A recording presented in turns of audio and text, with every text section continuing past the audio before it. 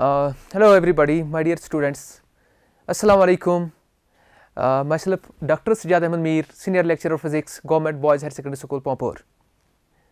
Now, today the topic I will deliver here is a human eye. This topic is particularly essential for the class 12th students and class 10th students. But here I will focus more to the class 10th students than the 12th one. So, the secondary class, please have a patient listening what I am actually deliver for you. I hope that you will understand it very well. For any question or comment, you will just then drop me a text message on 9797012346. But please give me a patient listening or hearing to this lecture. Okay. So, the topic is human eye. Human eye. मैं आपको अगर बताऊं कि human आई होती क्या है, बच्चों ये याद रखना चाहिए ह्यूमन आई होती क्या है. ह्यूमन आई में अगर कोई डेफिनेशन ऐसे दे, आप बोलना it's an essential natural optical instrument, यानी वो इंस्ट्रूमेंट जिसमें लाइट की प्रोसेस कुछ होती है. ऐसे में उन इंस्ट्रूमेंट्स को ऑप्टिकल इंस्ट्रूमेंट बोला जाता है. लेकिन जैसे मैं आपको बता रहा हूं, जैसे कि कैमरा है, कैमरा भी एक ऑप्टिकल इंस्ट्रूमेंट है. बट जो आई है, आई ऐसा ऑप्टिकल इंस्ट्रूमेंट है जो कि नेचुरल है. तभी मैंने आपको बोला कि जो आई है, eye is an essential natural optical instrument. तो हम इस आई के बारे में थोड़ा सा आपको बताएंगे, आई क्या होती है और इसमें क्या चीजें होती हैं. तो देखो बच्चों, याद रखना चाहिए हमारी आई जो है, इसकी जो शेप है ना, वो स्फेरिकल है. कैसी शेप है? Spherical shape. नाउ ये ऐसा स्फीयर है जिसका डायमीटर अराउंड 2.5 सेंटीमीटर्स होता है. कितना होता है? 2.5 सेंटीमीटर्स.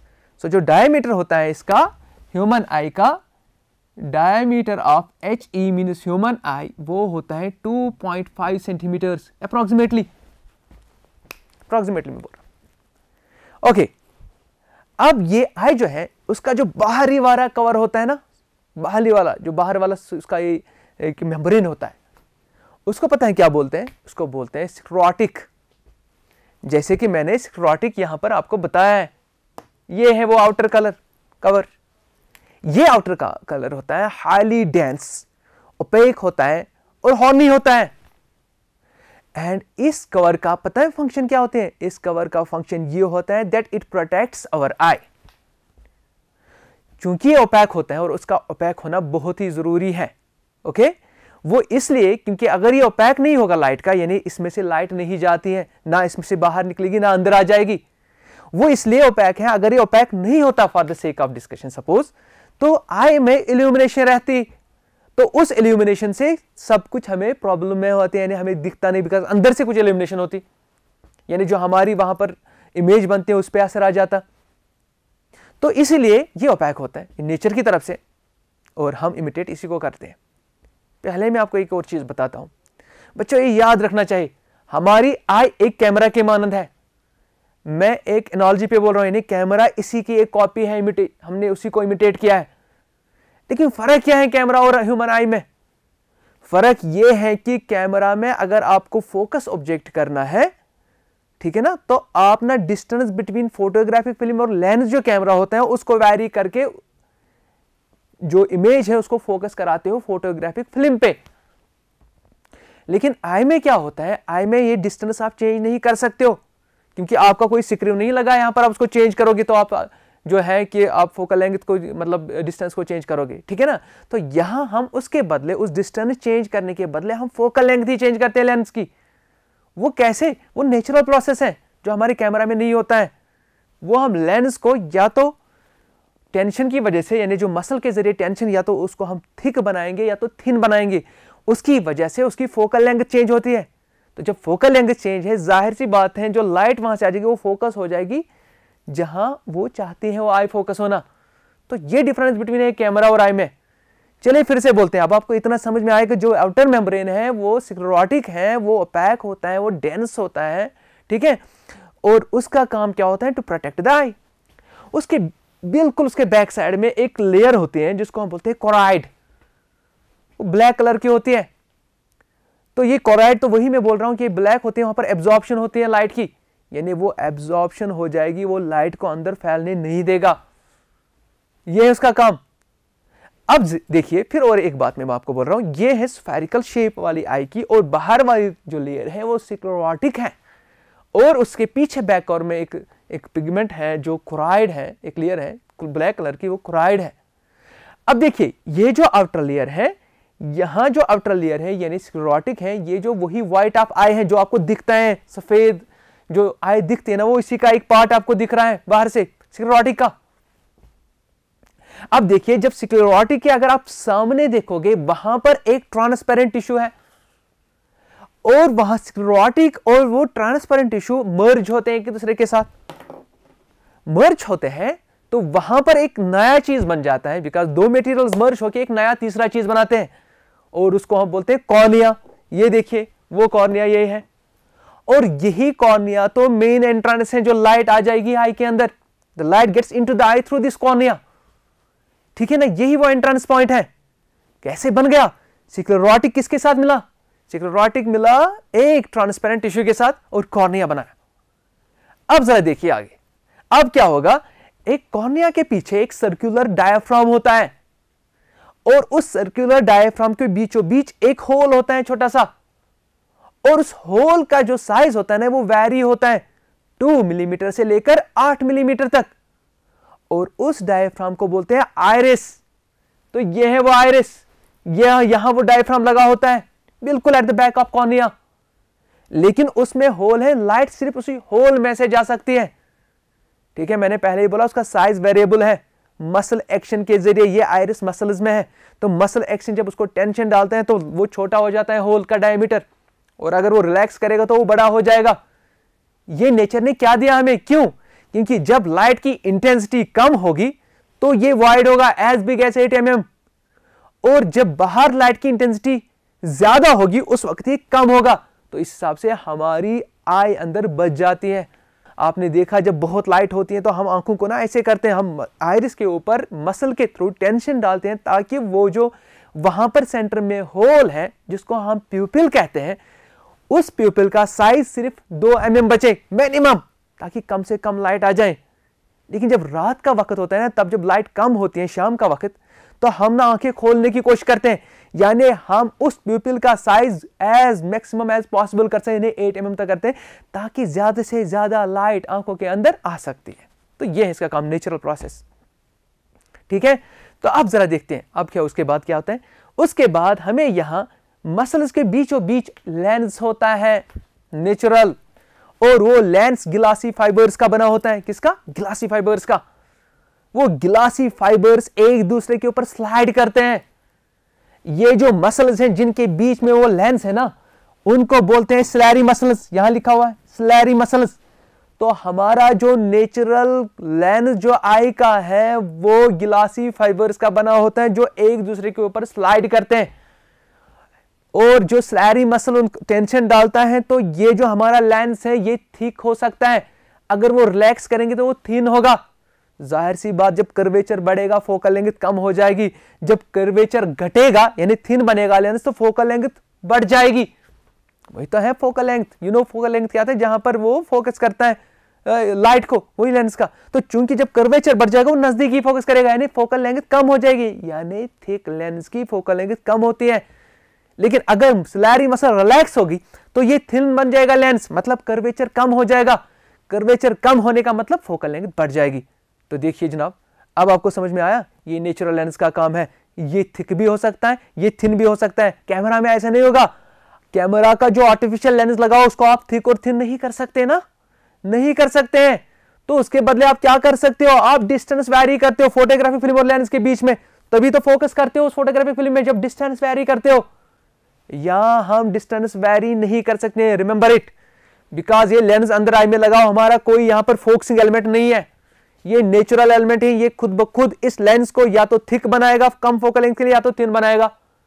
तो जाहिर सी बात है जो अंदर फोटोग्राफिक फिल्म है उस पे इमेज बननी चाहिए, फोटोग्राफिक फिल्म जो हमारी वो दैट मींस इसको फोटोग्राफिक फिल्म बोलते हैं, उस फिल्म को जो लाइट की सेंसिटिव होती है, सेंसिटिव टू द लाइट, यहां जो नेचुरल ह्यूमन आई में फिल्म के बदले होते हैं उसको हम रेटिना बोलते हैं। देखिए जी वो यहां पर है, ये है रेटिना, ये रेटिना के ऊपर। तो वहां आप फिल्म और लेंस के बीच में डिस्टेंस चेंज करते हो, यहां आप रेटिना और लेंस के बीच में डिस्टेंस चेंज नहीं करोगे, फिर आई को कैसे चेंज करोगे, नहीं कर पाओगे ना। तो नेचुरली क्या होता है कि जो लेंस होता है उसको या तो थिक करेंगे या तो थिन करेंगे। This is the difference between camera and I. Got it? तो बच्चों देखो ये याद रखना चाहिए, this is the difference. Otherwise ये कैमरा है क्या है, तो मतलब मैं बोल सकता हूं कैमरा ये है एक्चुअली, बिकॉज हमने नेचर को इमिटेट किया है, नेचर ने हमें नहीं। अब देखिए दूसरी बात, अब ये जो है ये जो लेंस है, लेंस के बाद जब लाइट आ जाएगी, जो लेंस हमारे आई में है वो कॉन्वेक्स लेंस होता है। कौन सा वाला? Convex lens.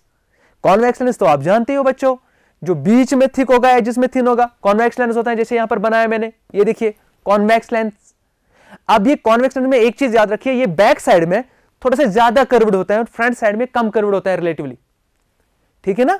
अब ये देखिए, अब यहां पर रेटिना होता है, ये रेटिना है। ये रेटिना क्या है? जैसे कैमरा में फोटोग्राफिक फिल्म है वैसे यहां पर it is a photo sensitive material, natural but natural material made up of, किसका बना होता है? ये बना होता है सेल्स और नर्व्स का। किसका बना होता है? सेल्स और नर्व्स का, यस। अब देखिए, अब ये जो सेल्स और नर्व्स है, सेल्स के फिर दो किस्में हैं, यानी जो सेल्स इसमें रेटिना में होते हैं, दो किस्म के सेल्स होते हैं। एक को बोलते हैं रॉड सेल और दूसरे को बोलते हैं कोन सेल्स। तो हम ऐसे बोल सकते हैं, ये रेटिना जो बना हुआ है, ये जो फोटो सेंसिटिव मटेरियल हमारे आई के बैक साइड में लगा हुआ है, ये बना है कोन सेल्स का, ये बना है रॉड सेल्स का और ये बना है नर्व्स का। और देखिए अब जब इस पे इमेज बन जाएगी, ठीक है, और most of the cone cells और rod cells are here in this depression. ये जो रेटिना में एक डिप्रेशन होती है ना, वहां पर ही ज्यादा क्लस्टर करके होते हैं। इसको बोलते हैं फोविया सेंट्रलीज। ये जो यहां पर है ये फोविया सेंट्रलीज, चलिए मैं लिखता हूं, ठीक है, फोविया सेंट्रलीज ये है। तो इस फोविया सेंट्रलीज में ही वो सेल्स होते हैं, कोन सेल्स और रॉड सेल्स, वहीं पर क्लस्टर किए होते हैं। और ये जो डिप्रेशन होते हैं ना रेटिना में, ये डिप्रेशन कहलाती है येलो स्पॉट। क्या कहलाती है? Yellow spot. क्यों कहलाती है मैं आपको बता रहा हूं। ये जो सेल्स है ना, कौन कौन से सेल्स हैं? रॉड सेल्स और कोन सेल्स। रॉड सेल का क्या काम है? रॉड सेल का ऐसा काम है कि अगर आपके पास लो इंटेंसिटी लाइट है तो ये पहचानेगा कौन सा रीजन डार्क है और कौन सा रीजन ब्राइट है, मतलब ये डिफरेंस कर पाएगा। वो रॉड सेल का काम होता है लो इंटेंसिटी लाइट में पहचाना कौन सा रीजन डार्क है और कौन सा रीजन ब्राइट है, वो रॉड सेल का काम है। लेकिन इसके कंट्रास्ट में जो हमारे पास कोन सेल्स है, वो जो लाइट में डिफरेंट फ्रीक्वेंसीज है, यानी हाई इंटेंसिटी लाइट में डिफरेंट फ्रीक्वेंसी को पहचानना है। मतलब फिजिक्स में बात करें तो फ्रीक्वेंसी बोलते हैं, जब हम एक लेमन की लैंग्वेज में बोलेंगे तो कलर्स बोल सकते हैं। तो उसका काम है कलर्स को पहचानना। किसका? कोन सेल्स का। यस, नाइस, कोन सेल्स का। तो ये देखिए, ये जो सेल्स हैं जो हमें ब्राइटनेस पहचानने के लिए या डार्कनेस पहचानने के लिए तो रॉड सेल्स है वहां, और कलर को पहचानने के लिए वहां पर कोन सेल्स पड़े हुए हैं। और वो सारे सेल्स इस डिप्रेशन में होते हैं जिसको बोलते हैं yellow spot. You know the mean light जो है ना, जो हमारे पास लाइट है, व्हाइट लाइट, वो बहुत सारे कलर का बना हुआ होता है, लेकिन उसमें से येलो को मीन लाइट कहा जाता है, एवरेज लाइट। तो इसीलिए इस स्पॉट को येलो स्पॉट देता है, बिकॉज यही तो आपको ब्राइटनेस देता है, यही से आपको पता चलता है कलर कौन सा है, इसीलिए इसको येलो स्पॉट बोलते हैं। और जो नर्व्स हैं वो क्या काम करते हैं? जो हमारे वहां है ना इलेक्ट्रिसिटी में वो तारे जो काम करती हैं, वही हमारे नर्व्स काम करते हैं यहां पर। वो नर्व जो आपकी जो ऑप्टिकल इंफॉर्मेशन है, यानी लाइट के जरिए जो आपको इमेज बन गई इसके ऊपर फोटो सेंसिटिव मटेरियल पे यानी रेटिना पे, वही वो ले जाएगा ब्रेन के पास। क्योंकि आप बच्चों को तो पता है जब कॉन्वेक्स लेंस इमेज बनाता है ना, तो वो रियल बनाता है, लेकिन साथ साथ में वो इन्वर्टेड होती है। तो रियल इमेज तो हम लेते हैं यहां से, लेकिन वो इन्वर्टेड होती है ना। यानी अगर आप हाउस देखोगे, अगर सिर्फ रेटिना के ऊपर होता तो हमें वो बिल्कुल उल्टी बिल्डिंग दिखती, लेकिन वहां क्या होता है, थ्रू नर्व्स, यहां से एक ऑप्टिक नर्व है, ये देखिए ऑप्टिक नर्व, ये ब्रेन के साथ जुड़ी होती है, it is connected to the brain. तो ब्रेन में प्रोसेस होती है, वो इन्वर्टेड वापस इरेक्ट में पहचाना जाता है। तो ये ब्रेन का काम है यहां पर। तो फिर हमें वो बिल्डिंग ठीक ठीक से इरेक्ट दिखती है जो अदरवाइज रेटिना पे इन्वर्टेड बनी है, रियल है बट इन्वर्टेड है। लेकिन ब्रेन का काम उसको है कि उसको प्रोसेस करे वापस इरेक्ट, और हम देखते हैं ये है ह्यूमन आई। तो समझ में आया क्या है ह्यूमन आई। अब एक और मसला इसमें है, इस ह्यूमन आई को हम दो रीजन्स में कन्वर्ट करते हैं। लेंस से पहले यानी क्रिस्टलाइन लेंस से पहले जो कि कॉन्वेक्स लेंस है, उससे पहले वाले को ये जो है, ये जो एक रीजन है फर्स्ट रीजन, तो ये जो दूसरा रीजन है, ठीक है, इसको एंटीरियर रीजन बोलते हैं और इसको पोस्टीरियर रीजन बोलते हैं। जो एंटीरियर रीजन में एक फ्लूइड होता है, लिक्विड होता है, और पोस्टीरियर रीजन में भी एक लिक्विड होता है। बड़ा इंपॉर्टेंट है आपको समझने के लिए। ये लिक्विड जो है जो पहले वाले रीजन में है यानी लेंस से पहले वाले रीजन में है, उसको हम बोलते हैं एक्वस ह्यूमर। ये लिखा है मैंने, ये लिक्विड है एक्वस ह्यूमर। और जो दूसरे सेक्शन में यानी पोस्टीरियर रीजन में जो होता है, उसके बाद जो लिक्विड होता है उसको हम बोलते हैं वाइट्रस ह्यूमर। लिखा है यहां पर वाइट्रस ह्यूमर। और इस लिक्विड का क्या काम है, अब ये मसला है, आप समझते होंगे। काम यह है कि बाहर जो आई के एटमॉस्फेरिक प्रेशर है जी, आप जानते हो बच्चों एटमॉस्फेरिक प्रेशर है, और एटमॉस्फेरिक प्रेशर जब आई पे पड़ेगा, अगर अंदर कुछ ना कुछ उसको सपोर्ट देने के लिए ना हो तो ये सुकड़ जाएगी, आई ही खत्म हो जाएगा मामला। लेकिन नेचर ने हमें अंदर एक फ्लूइड दिया है जिसका प्रेशर है वो बाहरी वाले प्रेशर को, एटमॉस्फेरिक प्रेशर को बिल्कुल बैलेंस करता है। तो उससे क्या होता है, उससे आई की जो शेप है वो मेंटेन रहती है, अदरवाइज आई ही सुकड़ जाती, और वो सुकड़ेगी तो सारा मामला चौपट हो जाएगा ना। तो ये नेचर ने हमें दिया, ये लिक्विड का काम है, ठीक है ना। जैसे हम सपोर्ट करते हैं, अंदर से इसको सपोर्ट करते हैं कि इसकी शेप मेंटेन रहनी चाहिए। Fine, you understood it, very good.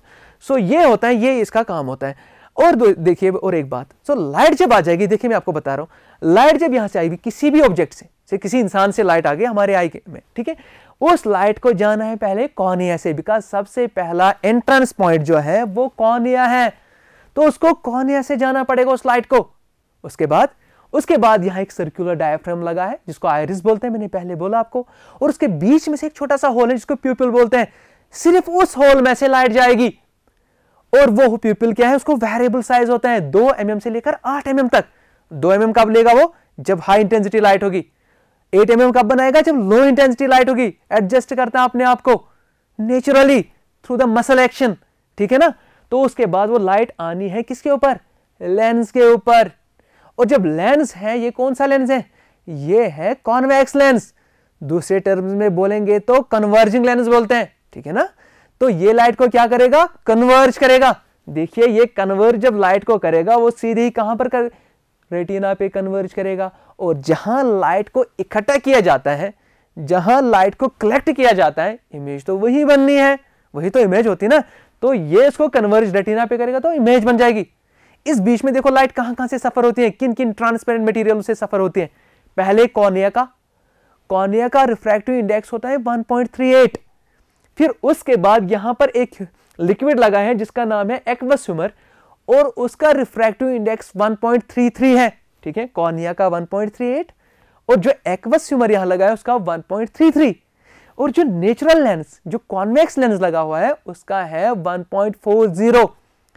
उसके बाद जो यहां पर क्रिस्टलाइन लेंस है, ये सॉरी जो यहां पर ह्यूमर है दूसरा लिक्विड यानी वाइट्रस ह्यूमर, उसका है 1.34।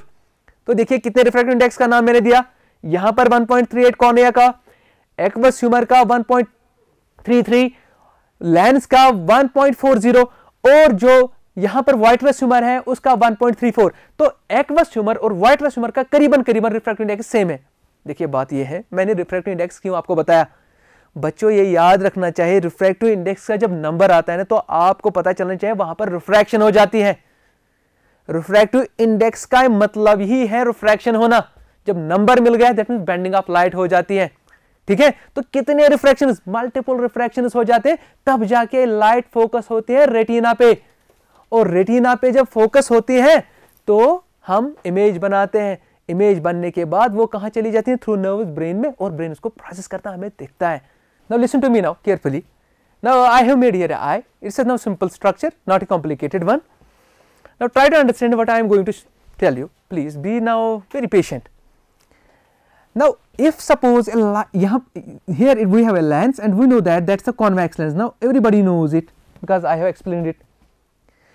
Now what can be a normal eye actually do? Okay, so suppose some light will come from here, from infinity like this. It comes from infinity. So light is coming from infinity, because you know students, when I have shown the parallel rays means that light is coming from, say, from infinity, and they come through the cornea, say यहाँ पर, and their iris, and after iris they will strike with the lens. Which lens? Convex lens. Okay. Now what will the further process? It will converge. When it converges, it will go like this. So something like this, something like this. Look here. It converts the light, and there will be the formation of image. Where? On retina. Understood? ये अब retina पे बन जाएगी. Now after retina, the information will be sent to the brain through optic nerve, and then brain will process. Okay. Now something will happen. Suppose this is a normal eye. Okay, this is normal eye. The normal eye, what normal eye can do? There are 2 points for an eye. One is called the near point, and one is called the far point. 2 points we do have. Near point क्या होता है और ये far point क्या होता है? Do you know near point? Near point वो होता है कि उससे पहले, यानी before that I cannot actually see the objects clearly. और फिर far point होता है, यानी beyond far point और I cannot see the objects clearly. बात समझ में आई कुछ? That means our eye can visualize the things between near point and far point only. Fine. तो ये जो है, the eye can visualize the things between near point and the far point. The range between near point and the far point is called the visual range. Understood? Visual range. यानी हमारी eye की एक limitation है. Near point से पहले नहीं देख पाएगा और far point के बाद नहीं देख पाएगा. और वो जो near point है ना, से near point यहाँ पर है और नियर पॉइंट यहाँ पर है. मैं फिर से बनाता हूँ एक बार. ये हमारी आई है, से सपोज ये आई है. ओके, दिस इज आवर आई, और आई का से नियर पॉइंट यहाँ पर है और यहाँ पर हमारे पास फार पॉइंट है, और the distance between near point and the far point is called visual range. Understood my dear students? Visual range क्या होता है? The distance between, or the space between near point and the far point is called the visual range. This is the scale on which scale we can see. अब बच्चों आप एक try कर लेना. अगर आप उंगली को अपने आंख के सामने लाओगे and then you keep on moving that finger towards your eye, what will happen? Do you know that? एक ऐसा मामला आ जाएगा जहां पर आप डिफरेंस नहीं कर पाओगे. जो उंगली के ऊपर जो बनी ग्रूव्स हैं, you cannot differentiate between the grooves which are on your finger. सो आपको क्लियरली नहीं दिखेगा. तो इसी तरह उसको हम बोलते हैं नियर पॉइंट. ठीक है. और बाद में जो फार पॉइंट है, अगर उससे दूर होगा तो you can not even see the objects clearly. So the point is, अगर एक नॉर्मल आई लेंगे, we will take the normal eye, relaxed eye. ठीक है ना. तो जहां पर वो चीजें जहां तक वो ठीक से देखेगा, यानी उसके बाद उससे पहले लाओगे, वो डिस्टिंक्शन नहीं कर पाएगा चीजों में, उसको हम बोलते हैं least distance of distinctive vision. Okay. एक आई है और आई जो है जहां तक ये क्लियरली देखेगा नियर पॉइंट पे, तो उसको हम बोलते हैं least distance of distinctive vision. Least distance of distinctive vision, ये भी बोल सकते हैं हम. Usually books are representing least distance of distinctive vision by capital letter uppercase D. Now you understand what is least distance of distinctive vision. You know, it's that distance.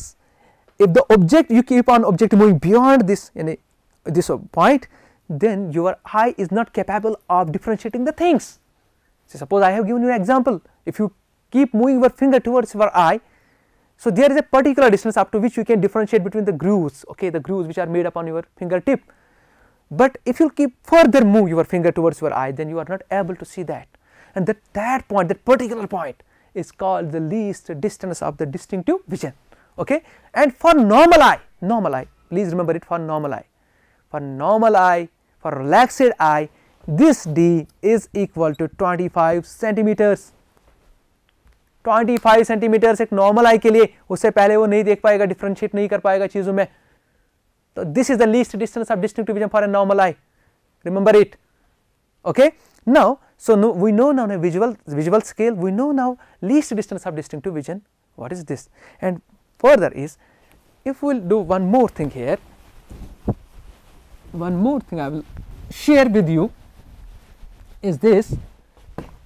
If somebody have some problem with the eye, what kind of problem may arise? See, suppose this is our eye and this is our eye, okay, and instead of focusing the light, say this is the lens, okay, this is the lens, instead of focusing the light at retina, it is focusing the light before retina, like this. Please देखिए इधर students, ये retina पे focus नहीं हुआ, it is focusing somewhere before the retina, so no image will be formed. This eye is called the defective eye, okay, or else something may happen like this. This is eye, this is lens, eye lens, okay. So these are the rays which coming from an object which is lying outside, okay. So now this is our optical axis, this is optical axis of eye, okay, optical axis that is connecting the center of cornea and center of lens is called the optic axis or optical axis. तो ये optical axis पे यहाँ पर focus हो रही है, देखो once again it's not focusing on retina, it is focusing behind the retina. Again this is the defective eye, okay. So the normal eye is that where the image is formed at retina. So my dear students, I will tell you one thing what I have actually taught today. These defects will be discussed in the next lecture, and stay with me and wait for that lecture. I will clear you there what these defects are known as and how actually we correct those defects as well, and many more things I will discuss there. But फिलहाल तो मैं ये करूँगा, मैं recapitulation लूँगा what I have taught you. I have taught you eye, okay, and the outer layer of the eye is known as sclerotic, and sclerotic की जो पीछे एक layer लगी है that's called the choroid. That choroid is black actually, and what is the function of that? The function is it protects the eye, and also it actually is opaque to the light so that there be no illumination inside the eye for the better image formation. And second thing, I have told you there is a combination of the sclerotic and the transparent tissue which made a layer, another layer called the cornea, and cornea is the entrance point for the light to get into the eye. And second, the behind the cornea there is a one circular diaphragm with a pinhole inside it, that is called the iris, and the hole that is called the pupil, and after the light is passing through that pupil, it gets struck with the lens. That lens is called the eye lens, crystalline lens, okay, and after the lens converts the light, the image is formed on the film as light sensitive film called the retina, and retina is made up of various cells and nerves. That cells is called rod cells, cone cells, and the rod cell is actually differentiating dark with the bright, and the cone cells are actually differentiating between the different colors, and after that image is sent through electrical signal to the brain for further processing through optic nerve, okay. So I have taught you that things. And one more thing, near point and far point. Near point is that point up to which I can see clearly, and far point is beyond which I cannot see the clearly. The region between near point and the far point is called the visible scale, okay. And one more thing is that if the light is not getting focused on the retina, there will be defect with the eye, and those defective eyes, what are those? I will discuss in a further lecture. Please stay with me. Thank you very much.